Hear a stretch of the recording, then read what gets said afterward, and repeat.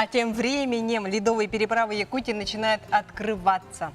И в целях обеспечения безопасности на водных объектах и недопущения провала транспортных средств и гибели людей Государственная инспекция по маломерным судам хочет напомнить телезрителям, что надо быть безопасной. Специально у нас сегодня в гостях Александр Орлов. Он является руководителем якутского отделения номер 2 ФКУ МЧС России по Республике Саха-Якутия, старший госинспектор по маломерным судам. Александр, доброе утро. Доброе утро. Итак, объясните, пожалуйста, когда можно понять, что можно въезжать на лед? Ну, это, как правило, мы смотрим СМИ, это мы наблюдаем газеты, это мы штудируем интернет и видим, как только соответствующая запись идет, что ледовая переправа в том или ином регионе открыта, мы уже смело можем ехать. А самим это сделать?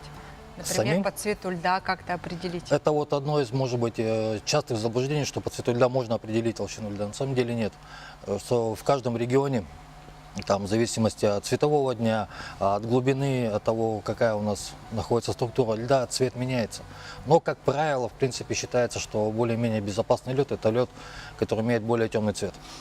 Но, опять же, это зависит от цветового дня. Все-таки лучше может доверять специальным, да? Нет, ни в коем случае. Написали, Не можно надо ехать, вот да? Одно из самых вот ужасных, что есть, это, конечно, WhatsApp, потому что это сброс столько, так сказать-то, неформальной, неофициальной и незаконной информации идет, что даже вот переправа открыта, можно ехать, и все, у нас народ толпами, хе-хей, на переправу, хотя она еще даже не открыта, и по ней ездить, Ну, в принципе, конечно, запрещено. нужно официальным ресурсам все это доверять.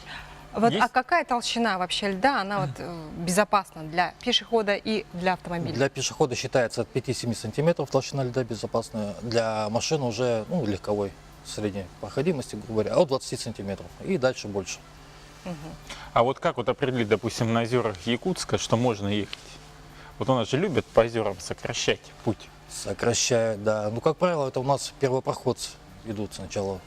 Пробуют, да, нет. Но мы категорически запрещаем. Если мы этот факт выявляем, мы, соответственно, будем наказывать. Но не мы, то бишь административная комиссия с нашей помощью. Мы в свое время можем только предупредить, что не вздумайте, не лезьте, не надо туда, не надо рисковать, подождите. Откроют официально или увидите уже след, если машина уже проехала какая-то. И опять же, определенная машина проехала, можно ехать. Но А мы есть уже статистика по первым жертвам? провалом? Да. Нет, такой статистики нет, слава богу. А вообще, Это что уже нужно хорошо. делать, если вот машина провалилась под лед? Тут очень много ресурсов. Там, вот, я насколько помню, что при движении по ледовой переправе, конечно, лучше не пристегиваться ремнем безопасности, как бы это ни звучало, хотя это Почему дорога. вот, да? Но потому что в случае того же провала элементарного нам надо экстренно выбраться из машины. А мы начинаем тратить лишние секунды для того, чтобы отстегнуть ремни. У нас бывали случаи, что люди выпрыгивали через заднее стекло, потому что машина уже начинает проваливаться, двери блокируются льдом, и выйти мы уже не можем. ГИБДД об этом знает? Конечно. Вот, Это с штраф там. намеком, да, чтобы штрафа не Нет, у было. нас бывали случаи, люди на ледовой переправе переворачивались на скорости.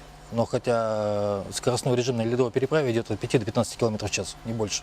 И расстояние между машинами должно быть не менее 50 метров. Спасибо большое, Александр, за то, что подошли и четко все нам конкретно по-военному рассказали о правилах безопасности на льду. Надеюсь, что статистика будет нулевая до конца года. Дай бог.